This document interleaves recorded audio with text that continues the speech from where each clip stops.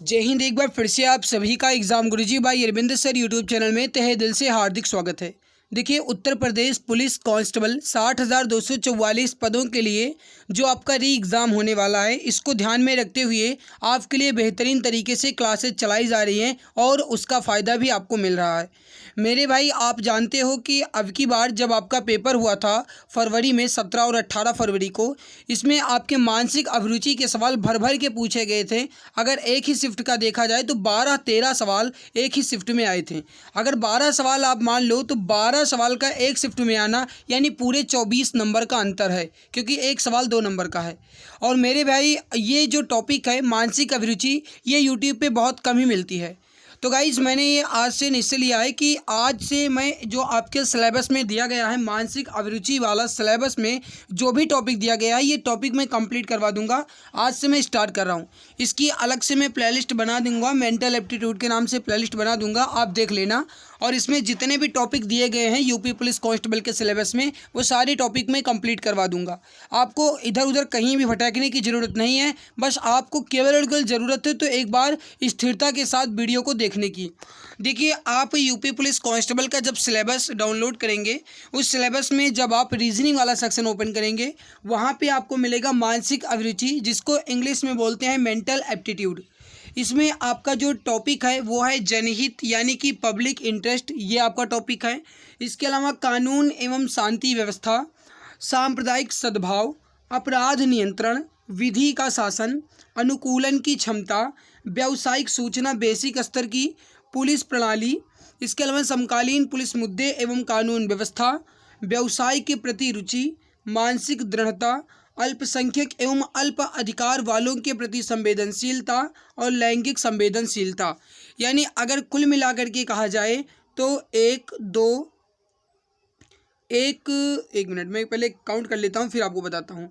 1 2 3 4 5 6 7 8 9 10 11 12 13 14, यानी कुल मिलाकर के 13-14 टॉपिक आपके इसमें हैं।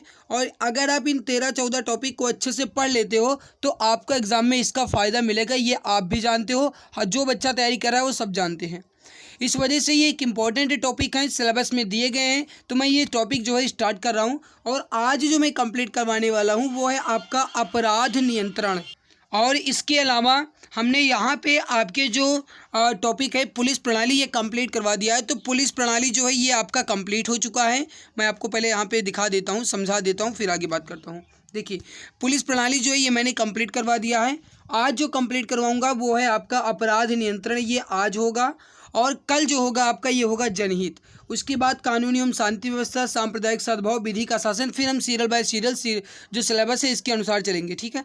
हालांकि पुलिस प्रणाली मैंने इसलिए पहले करवा दिया क्योंकि बहुत बच्चों के कमेंट्स आ रहे थे कि सर जब मॉक देते हैं तो मॉक में पुलिस प्रणाली के सवाल ज़्यादा आते हैं, तो आप पहले ये करवा दीजिए। तो मैंने पुलिस प्रणाली यानी पुलिस सिस्टम जो है मैंने पहले करवा दिया है। और बाकी जो आपका अपराध नियंत्रण है ये आज मैं करवा दे रहा हूँ। कल की वीडियो में आपको जनहित मिल जाएगा। इसके अलावा आपको मिल जाएगा कानूनी एवं शांति व्यवस्था, सांप्रदायिक सद्भाव। एक एक करके मैं सारी टॉपिक आपकी कंप्लीट करवा दूंगा।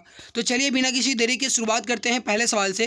पहला सवाल यूपीएसआई परीक्षा में पूछा गया है। सवाल देखिए और समझिएगा और इसका आंसर दीजिएगा। सवाल है कि आप एक अपराधी का पीछा कर रहे हैं और उसे भाग जाने से रोकने के लिए आपको अपनी बंदूक का उपयोग करना है। आपको निम्नलिखित में से कौन सी कार्यवाही करनी चाहिए। मान लीजिए कि कोई एक अपराधी भाग रहा है, आप वर्तमान में पुलिस के रूप में तैनात हैं और आपको अपनी बंदूक का उपयोग करते हुए उस अधिकारी को रोकना है, उस अपराधी को रोकना है। उस अपराधी को आप किस तरीके से रोकेंगे ये आपको बताना है। देखिए, पहला ऑप्शन देखिए, अपराधी को केवल उसके पैर पर गोली मारें ताकि आप उसे भाग जाने से रोक सकें। दूसरा ऑप्शन है उसे शूट करने में संकोच, क्योंकि वह भी एक इंसान है। अपराधी के साथ बातचीत करें ताकि आप समय हासिल कर सकें, ठीक है। पुलिस स्टेशन से आने के लिए अतिरिक्त सहायता की प्रतीक्षा करें। अब देखो यहाँ पे थोड़ा समझिएगा, ना तो डी आंसर होगा, क्योंकि अगर मैं उसकी प्रतीक्षा करूँगा भाई तो वो अपराधी है, पुलिस स्टेशन खुद ब खुद कभी नहीं आएगा। हम उसके साथ बातचीत तभी कर सकते हैं जब उसको हम रोक पाएंगे। वो तो भाग रहा है, कैसे बातचीत करोगे, ये भी गलत है। उसे शूट करने में संकोच करेंगे क्योंकि वह भी एक इंसान है, भले इंसान है लेकिन इंसान वाला काम नहीं कर रहा है, ये भी गलत है। हम उसके जो पैर है उस पर गोली मारेंगे और उसे भाग जाने से रोकेंगे। और पैर में गोली मारने का जो अधिकार है ये पुलिस अधिनियम 1861 के अंतर्गत पुलिस वालों को दिया गया है। यानी अगर कोई अपराधी भाग रहा है तो उसके पैर में गोली मारने का अधिकार हर एक पुलिस वाले को है, वो पुलिस अधिनियम 1861 के अंतर्गत दिया गया है। तो मेरे भाई यहाँ पे आप समझिएगा, राइट आंसर जो हो जाएगा आपका ये हो जाएगा ऑप्शन नंबर ए, पुलिस अधिनियम 1861 के अनुकूल ऑप्शन ए आपका जो है बिल्कुल राइट आंसर हो जाएगा। देखिए ऑप्शन बी क्यों नहीं है, क्योंकि वह एक इंसान के साथ एक अपराधी भी है। मैंने कहा ना कि इंसान है लेकिन इंसान वाला काम नहीं कर रहा है। पुलिस की गिरफ्त से एक बार भागने के बाद वह किसी बड़े अपराध को भी अंजाम दे सकता है। इस वजह से हम उसको संकोच नहीं करेंगे। और कथन सी जो दिया गया था कि बातचीत करके मुद्दा को समय करेंगे, भाई हमें पास इतना समय नहीं है कि मुझसे बातचीत कर सकें। ये सब कुछ अगला, आप अगला देखिए, सवाल देखिए, समझिएगा।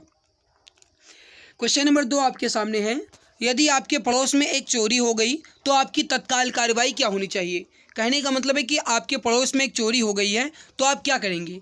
पुलिस मुख्यालय को कॉल करेंगे, पुलिस हेल्पलाइन नंबर पर कॉल करेंगे, तुरंत निवारण के लिए अदालत जाएंगे, या सोशल मीडिया के माध्यम से दूसरों को सचेत करेंगे। अब आप थोड़ा सा समझने की कोशिश कीजिएगा। अगर आपके पड़ोस में चोरी हो गई तो आप तुरंत क्या करोगे। तुरंत क्या करोगे, आप हेल्पलाइन नंबर पे कॉल करोगे, पुलिस हेल्पलाइन नंबर पे तुरंत कॉल करोगे, उसकी जानकारी दोगे। मैंने हेल्पलाइन नंबर वाली वीडियो बना दी है, इसके पहले जितने भी हेल्पलाइन वाले नंबर हैं वो सारे मैंने आपको बता दिए हैं।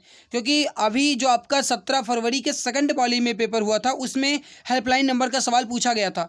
18 फरवरी का जो पहली पाली का पेपर हुआ था उसमें हेल्पलाइन नंबर का सवाल पूछा गया था। इस वजह से हेल्पलाइन नंबर के सवाल पूछे जा सकते हैं, तो मैंने हेल्पलाइन नंबर की वीडियोज़ बना दी है। अगर आपने नहीं देखा है तो ज़रूर देख लेना। तो राइट आंसर हो जाएगा पुलिस हेल्पलाइन नंबर पर हम कॉल करेंगे। आगे देखिए, अगला है, आप अपराध विभाग के प्रमुख हैं। हालांकि आपके नियंत्रण में आने वाला इलाका लगभग अपराध मुक्त हो गया है, तथापि आपके इलाके में अपराध अचानक बढ़ गया। अपराध को नियंत्रित करने के लिए आप निम्न में से कौन सी कार्यवाही करेंगे। कहने का मतलब है कि आप एक अपराध विभाग के प्रमुख हैं, आपके इलाके में अपराध जो है खत्म हो गया है, लेकिन फिर अचानक अपराध बढ़ जाता है, तो आप अपराध को नियंत्रित करने के लिए क्या करोगे। अपराधों से आगे बचने के लिए शांति बैठकें आयोजित करेंगे, ठीक है। वर्तमान के साथ अतीत के अपराध की तुलना करेंगे, ठीक है। बंदूकें रखने पर मालिकों का प्रतिबंध लागू करेंगे, ठीक है। अपराध में वृद्धि के कारणों की पहचान करने पर ध्यान केंद्रित करेंगे। तो यहाँ पे सबसे उपयुक्त आपका क्या हो जा रहा है, सही आंसर जो हो जाएगा ये हो जाएगा आपका डी आंसर। अपराध में वृद्धि के कारणों की पहचान करने पर ध्यान केंद्रित करेंगे, राइट हो जाएगा डी आंसर। कि अपराध आखिर क्यों बढ़ा, इसका कारण क्या है, इसको हम ध्यान देंगे और इसके अलावा इस पर तब हम ध्यान अपना केंद्रित करेंगे। तो डी आंसर बिल्कुल आपका सही बन रहा है।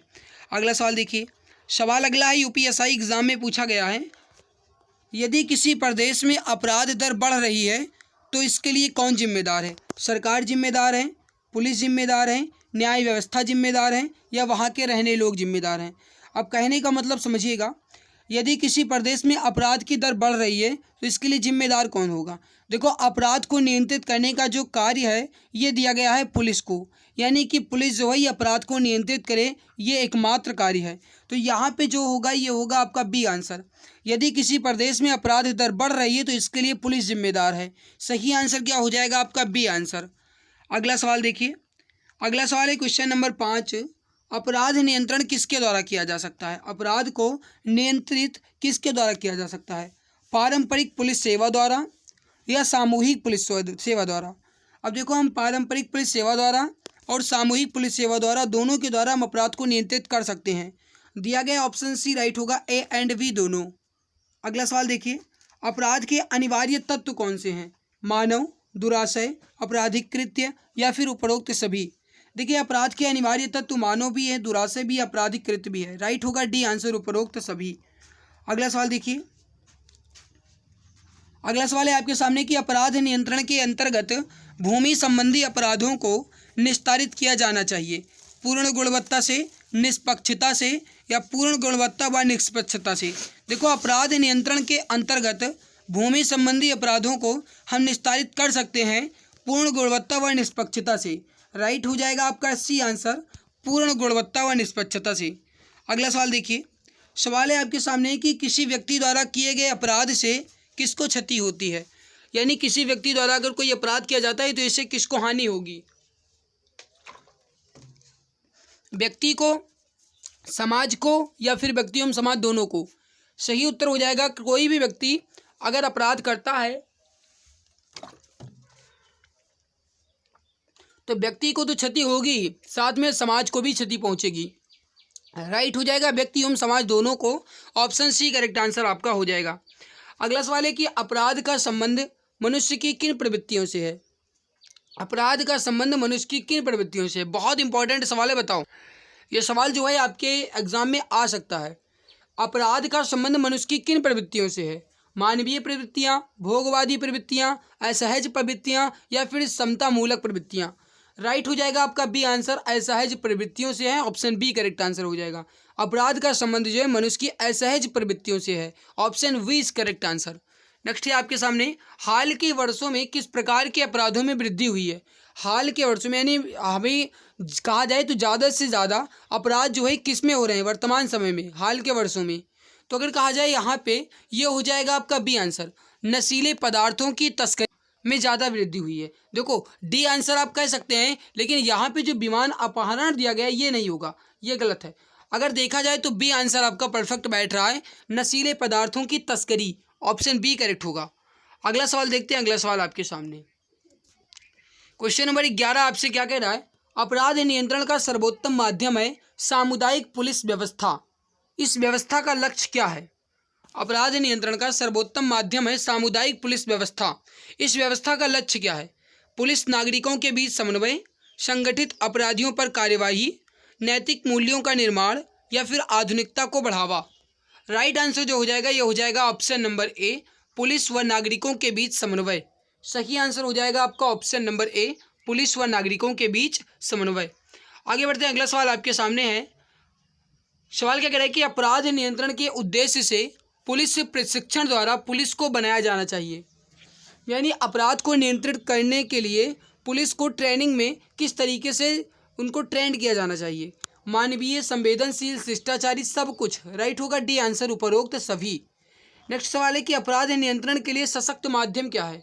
अपराध नियंत्रण के लिए सशक्त माध्यम क्या है? पुलिस प्रशिक्षण, आपराधिक कानूनों की समीक्षा और नशा मुक्ति। ये सब कुछ है। डी आंसर राइट होगा, उपरोक्त सभी। अगला सवाल है आपके सामने, अपराध नियंत्रण के लिए निम्नलिखित में से आवश्यक क्या है? बेरोजगारी उन्मूलन, न्यायिक प्रक्रिया में सुधार, नैतिक शिक्षा का प्रसार। राइट हो जाएगा आपका ऑल ऑफ दिस। राइट हो जाएगा डी आंसर, उपरोक्त सभी। अगला सवाल है आपके सामने, भारत में आधुनिकता दंड व्यवस्था की उत्पत्ति एवं विकास जो है ये कब हुआ? भारत में आधुनिकता दंड व्यवस्था की उत्पत्ति एवं विकास कब हुआ? अंग्रेजी शासनकाल में, मुगल शासनकाल में या सल्तनत काल में? देखो भारत में आधुनिक दंड व्यवस्था की उत्पत्ति एवं विकास जो है ये अंग्रेजों के शासनकाल में हुआ था। राइट आंसर हो जाएगा फर्स्ट ऑप्शन, अंग्रेज शासनकाल में। अगला सवाल है आपके सामने, पुलिस द्वारा अपराध नियंत्रण करने का सही और सबसे सटीक तरीका क्या है? पुलिस द्वारा अपराध को नियंत्रित करने का सबसे सही तरीका क्या है? कर्तव्य परायणता, अपराधियों को पकड़ना, वास्तविक रूप से गश्त बढ़ाकर अपराधियों को पकड़ना। बिल्कुल सही है। राइट होगा आपका यहाँ पे तीनों। हम कर्तव्य परायणता के साथ अपराधियों को पकड़ सकते हैं और गश्त की जो वृद्धि यानी गश्त की संख्या या फिर कहा जाए मेरे भाई तो गश्त को हम बढ़ा करके अपराधियों को पकड़ सकते हैं। यानी कि जहां हम रात में दो बार गश्त लगाते हैं वहां पे हम रात में अगर 4 बार गश्त लगाएंगे तो अपराधियों को हम आसानी से पकड़ सकते हैं। तो राइट क्या हो जाएगा आपका? डी आंसर, उपरोक्त सभी। डी आंसर राइट होगा। अगला सवाल क्या कह रहा है? पुलिस अधिकारी किस तरह के अपराध में बिना वारंट के गिरफ्तार नहीं कर सकते? यानी आप बिना वारंट के किसी को भी गिरफ्तार नहीं कर सकते हो, लेकिन वो कैसा अपराध होना चाहिए? संज्ञेय अपराध, सिविल अपराध या फिर मामूली अपराध? देखो पुलिस अधिकारी किस तरह के अपराध को बिना वारंट के गिरफ्तार नहीं कर सकते, तो ये होगा असंज्ञेय अपराध। ऑप्शन नंबर वी राइट हो जाएगा, असंज्ञेय अपराध। असंज्ञेय अपराध का मतलब यह है कि उसके बारे में आपको संज्ञेय ना हो, यानी आपको अगर कोई जानकारी नहीं है कि ये अपराध किया है या फिर नहीं किया है तो आप उसे गिरफ्तार नहीं कर सकते हो। ये बिना वारंट यानी बिना किसी जानकारी के आप उसे गिरफ्तार नहीं कर सकते हो। वी आंसर राइट होगा। नेक्स्ट है कि सीआरपीसी की धारा में गिरफ्तार व्यक्ति की प्रार्थना पर गिरफ्तार व्यक्ति की चिकित्सा अधिकारी द्वारा परीक्षा का प्रावधान है। कहने का मतलब है सीआरपीसी की किस धारा यानी कि जो धाराएं लगाई जाती हैं उसमें किस धारा के अंतर्गत गिरफ्तार व्यक्ति की प्रार्थना करने पर गिरफ्तार व्यक्ति की चिकित्सा अधिकारी द्वारा परीक्षा का प्रावधान किया गया है? राइट हो जाएगा, धारा नंबर 54 में है। ऑप्शन बी राइट होगा। आगे बढ़ते हैं। अगला सवाल है, पुलिस अधिकारी कितने समय के लिए ड्यूटी पर माने जाते हैं। अब देखो पुलिस अधिकारी जो है कितने समय के लिए ड्यूटी पर माने जाते हैं। आप समझते होंगे, आप देखते होंगे, आपके अगर क्षेत्र में अगर कहीं भी कोई पुलिस आती है तो ये नहीं कहती है कि हमारी ड्यूटी अब से इतने तक थी, अब हमारा काम ख़त्म है, अब जो भी मचो वो तक करो। ऐसा मतलब तो कभी नहीं आपने सुना होगा। मेरे भाई अगर रात में कहीं चोरी हो जाती है या अगर रात में कहीं कोई लड़ाई हो जाती है, तुरंत आप पुलिस को कॉल करते हो, तुरंत पहुंचती है। सुबह कोई आपका गाइस अगर आपको परेशानी होती है, तुरंत आप कॉल करते हो, पुलिस तुरंत पहुंचती है। मतलब कहा जाए तो पुलिस जो है ये 24 घंटा आपके लिए काम करती है। इसी वजह से कहते हैं ना कि आपकी सेवा में सदैव तत्पर। तो सदैव इसीलिए कि पूरे 24 आवर 24/7 जो है ये आपकी सेवा में ही रहती है। तो मेरे भाई पुलिस अधिकारी जो है कितने समय के लिए ड्यूटी पर माने जाते हैं? 24 आवर यानी 24 घंटे। डी आंसर राइट होगा। आगे बढ़ते हैं, अगला सवाल है कि रिमांड किसके द्वारा स्वीकृत किया जाता है। रिमांड जो है ये किसके द्वारा स्वीकृत किया जाता है? ये होगा मजिस्ट्रेट के द्वारा। राइट होगा आपका ऑप्शन नंबर बी, मजिस्ट्रेट। आगे देखिए, पुलिस अभिरक्षा यानी पीसी का रिमांड अधिकतम कितने दिनों तक हो सकता है। पुलिस अभिरक्षा या पीसी जो है इसका रिमांड अधिकतम कितने दिनों तक हो सकता है। राइट होगा आपका ऑप्शन नंबर सी, अधिकतम 15 दिन तक। ऑप्शन सी राइट होगा। अगला सवाल आपके सामने है, जब अन्वेषण पूरा हो जाता है तब अभियुक्त को कहाँ भेजा जाता है। यानी जब जांच पूरी हो जाती है तो अभियुक्त यानी कि उसके संबंध में जिसको आपने गिरफ्तार या जिसको आपने बैठाया हुआ है उसे आप कहाँ भेजेंगे। जब जांच पूरी हो जाएगी उसे आप क्या करेंगे, न्यायिक अभिरक्षा में भेज देंगे। राइट होगा आपका डी आंसर, न्यायिक अभिरक्षा में। अन्वेषण का मुख्य उद्देश्य क्या है। अन्वेषण का मुख्य उद्देश्य क्या, मात्र औपचारिकता यानी केवल और केवल औपचारिकता दिखाने के लिए, यानी कि हम अपना अन्वेषण का काम कर रहे हैं ये दिखाने के लिए, ऐसा तो नहीं है। घटनास्थल की केवल कागजी कार्यवाही यानी हम केवल घटनास्थल पे जाएं, वहाँ पे देख लें कि क्या कैसे हुआ है, उसको एक कागज़ में यानी अपनी डायरी में नोट कर लें, बस ऐसा ही नहीं, ऐसा नहीं है। मामले की तह में जा कर के उसके निरापद सत्य का पता लगाना ही अन्वेषण का मुख्य कार्य या मुख्य उद्देश्य है। राइट हो जाएगा सी आंसर, यानी किस तरीके का मामला हुआ है, इसका कारण क्या रहा और इसके लिए कौन जिम्मेदार है, ये सब जानकारी जो है ये पता करना अन्वेषण का मुख्य उद्देश्य है। तो राइट आंसर होगा आपका option C. Option C is correct answer. मेरे भाई वीडियो में और आगे बढ़ने से पहले मैं आप सभी को गुड न्यूज़ दे दूं। अगर आप चैनल पे पहली बार हैं तो आप एक बार ध्यान से सुन लीजिए। देखिए जो भाई अभी नए जुड़े हैं उनको बताना जरूरी है, हालांकि अगर आप पुराने हैं तो आपको पता होगा। यूपी पुलिस सिटी एग्ज़ाम को ध्यान में रखते हुए एक रामबाण ई बुक आपके लिए लाई गई है जो गाइस 100% सिलेक्शन की गारंटी की दावा करती है। ये दावा मैं तभी ले सकता हूँ जब आप इस ई बुक को एक बार अच्छे से और मन लगा करके पढ़ोगे। अब इसका मतलब ये नहीं कि अगर आप इस ई बुक को ले लेते हो और फिर आपके ही पास से पड़ी रहे, आप पढ़ो ना और उसके बाद आओ कहो कि हमारा सिलेक्शन क्यों नहीं हुआ, तो भाई इसकी गारंटी कोई नहीं ले सकता। सिलेक्शन तभी होगा जब आप पढ़ोगे, लेकिन अगर आप पढ़ लोगे तो सिलेक्शन होगा जरूर। देखिए ये ई बुक जो है रामबाण ई बुक है, इसमें आपको जीके का, यूपी जीके का, हिंदी का, मैथ का, रीजनिंग का पूरा सिलेबस मिल रहा है। मतलब यूपी पुलिस के लिए पूरा सिलेबस आपको इसमें मिल रहा है। ये ई बुक जो है पूरे 418 पेज की है और सबसे अच्छी और सबसे बढ़िया बात यह है कि इमेज और कलरफुल है ताकि पढ़ने में मज़ा आए, बोरिंग बिल्कुल भी महसूस ना हो। और मेरे भाई सबसे अच्छी और ख़ास बात यह है, आपको ध्यान में रखते हुए 60% का डिस्काउंट भी चल रहा है। दाम तो इसका 99 रुपये है, लेकिन अभी आपको मात्र 39 की मिल रही है। दाम 39 इसलिए रखा गया है ताकि आप इसकी वैल्यू को समझो। वैसे मैं कर तो फ्री में सकता था, लेकिन अगर मैं फ्री में कर देता तो इसकी वैल्यू को आप नहीं समझते और शायद तब आप पढ़ते भी ना। इस वजह से मात्र 39 रुपये रखा गया है। मेरे भाई अगर आप 15 जून से पहले इस ई बुक को परचेज़ करते हो तो आपको मात्र 39 रुपये इसके लिए पे करना पड़ेगा। 15 जून के बाद तो 99 रुपये। लेना कैसे है आपको, तो आप देख पा रहे हैं एक नंबर है, व्हाट्सअप नंबर क्या है 8948667652।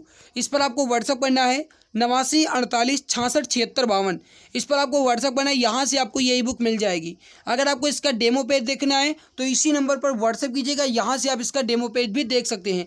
मेरे प्यारे भाई लेना ना लेना ये आपके ऊपर निर्भर करता है, लेकिन डेमो पेज देख लेना है, ये गाइस आपके लिए है। आप इसका डेमो पेज एक बार ज़रूर देख लेना कि आपके लिए कितने बेहतरीन तरीके से ये ई बुक तैयार की गई है। तो इस नंबर पर आप व्हाट्सएप कीजिएगा एक बार और उसके बाद आप इसकी जानकारी ले लीजिएगा। चलिए बढ़ते हैं अगले सवाल की तरफ। चलिए अगला है आपके सामने कि अन्वेषण का प्रारंभ किससे होता है। कहने का मतलब है कि अन्वेषण यानी कि हम अगर कोई भी अन्वेषण करने जाएं तो उसका हम प्रारंभ कैसे करेंगे, केस डायरी से, घटनास्थल से या प्रथम सूचना रिपोर्ट से। अब देखिए मेरे प्यारे भाई, थोड़ा सा समझिएगा। प्रथम सूचना रिपोर्ट से ही हम अन्वेषण का कार्य प्रारंभ करेंगे। जो सूचना रिपोर्ट है इसका मतलब क्या होता है, आपने सुना होगा, कहते हैं उनके ऊपर FIR हो गया। FIR का मतलब ही होता है प्रथम सूचना रिपोर्ट। अगर FIR की फुल फॉर्म कहो तो क्या होता है, फर्स्ट इन्फॉर्मेशन रिपोर्ट। यही होता है आपका प्रथम सूचना रिपोर्ट। तो राइट होगा आपका, पहले FIR होगा, उसके बाद अन्वेषण का कार्य प्रारंभ होगा। तो राइट आंसर क्या होगा, फर्स्ट ऑप्शन, पहले होगा प्रथम सूचना रिपोर्ट से। नेक्स्ट है, पुलिस वारंट के बिना कब गिरफ्तार कर सकती है, बताइए। पुलिस जो है ये वारंट के बिना कब गिरफ्तार कर सकती है, जिसके विरुद्ध संज्ञेय अपराध करने की विश्वसनीय सूचना मिले, यानी कि हाँ भाई इन्होंने ही अपराध किया है, बिल्कुल ये पक्का है, तब आप उसे गिरफ्तार कर सकते हैं बिना वारंट के। बात सही है। जब कोई व्यक्ति पुलिस अधिकारी की उपस्थिति में संज्ञेय अपराध करता है, मतलब अगर पुलिस खड़ी है और दो चाटा किसी को मार दे, तब भाई आप उसे आसानी से गिरफ्तार कर सकते हैं, यानी आपके सामने ही वो काम कर रहा है गलत, तो आप आसानी से करोगे ना, ये भी आपका सही है। जब कोई व्यक्ति फरार अपराधी घोषित हो चुका हो, यानी कि जब उसके लिए इनाम घोषित हो कि इसको पकड़ लिया जाए, वो फरार है पहले से ही और उसे फरार अपराधी घोषित भी किया जा चुका है, तब आप उसे बिना वारंट के गिरफ्तार कर सकते हैं। तो इन तीनों मामलों में आप बिना वारंट के गिरफ्तार कर सकते हैं। अब मैं आप क्यों कह रहा हूँ, क्योंकि आप पुलिस बनने वाले हो भाई। चलिए अगला सवाल है आपके सामने कि पुलिस व्यवस्था का कर्तव्य क्या है। पुलिस व्यवस्था का कर्तव्य क्या है, अपराधियों को पकड़ना, अपराधियों को सजा दिलाना, या फिर व्यक्ति को न्याय दिलाना, या फिर इसमें से सभी। देखो पुलिस का काम है अपराधी को पकड़ना, अपराधी को सजा दिलाना और व्यक्ति को न्याय दिलाना, यानी ये तीनों काम जो हैं ये पुलिस व्यवस्था के हैं। राइट आंसर जो हो जाएगा ये हो जाएगा डी आंसर। आगे बढ़ते हैं, अगला सवाल देखते हैं। सवाल अगला है आपके सामने, समकालीन समाज में अपराध पर नियंत्रण किया जा सकता है। समकालीन समाज में अपराध पर नियंत्रण किस तरीके से किया जा सकता है, आपराधिक गतिविधियों को रोक करके, अपराधियों को पकड़ करके, अपराधियों की खोजबीन करके, या फिर उपरोक्त सभी। तो देखिए समकालीन समाज में अपराध पर नियंत्रण किस तरीके से किया जा सकता है, आपराधिक गतिविधियों को रोककर, अपराधियों को पकड़कर, अपराधियों की खोजबीन करके, सब कुछ। राइट हो जाएगा डी आंसर, उपरोक्त सभी। सो गाइज यहाँ पे अपराध नियंत्रण वाली वीडियो जो है यहीं पे समाप्त होती है, यानी अपराध नियंत्रण जो है ये आपका यहाँ पे कंप्लीट हो चुका है। अब जो आपके कंप्लीट होंगे वो है आपकी जनहित, तो ये जनहित में कंप्लीट करवा दूंगा। मैंने आपको पहले वीडियो के शुरुआत में ही बता दिया है कि मानसिक अभिरुचि जो है ये आपको नहीं डरना है, इसकी पूरी जिम्मेदारी आप हमारे ऊपर छोड़ दीजिए मेरे भाई। मानसिक अभिरुचि से अगर कोई सवाल आया और अगर वो गलत हो गया ना, तो मेरे भाई मैं कुछ भी अपने आप को क्षमा नहीं कर पाऊंगा। कहने का मतलब यह है कि मैं गारंटी के साथ ये कह रहा हूँ कि अगर मानसिक अभिरुचि का सवाल आता है तो मेरे भाई आप उसे पक्का सही करके आओगे, क्योंकि इतनी तरीके से, इतने बेहतरीन तरीके से मैं आपको इसके लिए ट्रेन कर दूंगा। तो भाई आज की इस इंपॉर्टेंट और बेहतरीन क्लास में बस इतना ही। इसके बाद जनहित वाली वीडियो आएगी, उसके बाद कानून शांति व्यवस्था, उसके बाद सांप्रदायिक सद्भाव, मतलब एक एक करके हम सारे टॉपिक कंप्लीट करवा देंगे, चिंता नहीं करना, ठीक है। अगर आपको ये मेहनत अच्छी लग रही है, अगर आपको ये पता है भाई, अगर आपको ये लग रहा है कि आज की इस वीडियो से आपको तनिक भी फ़ायदा मिला है या अगर आपने कुछ नया सीखा है, तो मेरे प्यारे भाई वीडियो को लाइक और चैनल को सब्सक्राइब करना ये आपकी जिम्मेदारी बनती है। तो भाई आप चैनल को सब्सक्राइब कर लेना ताकि जब भी कोई न्यू क्लास आए नोटिफिकेशन आपको समय से मिला करे। तो प्लीज़ वीडियो को लाइक, चैनल को सब्सक्राइब करके ऑफलाइन कमेंट्स में अपना फीडबैक जरूर शेयर कीजिएगा कि आपको हमारी मेहनत कैसी लगी, क्योंकि आपके फीडबैक का मुझे इंतजार रहता है। मिलते हैं इसके बाद एक और नई खास वीडियो में, तब तक के लिए खुश रहिए, मुस्कुराते रहिए, जी जान शिद्दत के साथ पढ़ाई करते रहिए। जय हिंद, जय भारत, वंदे मातरम।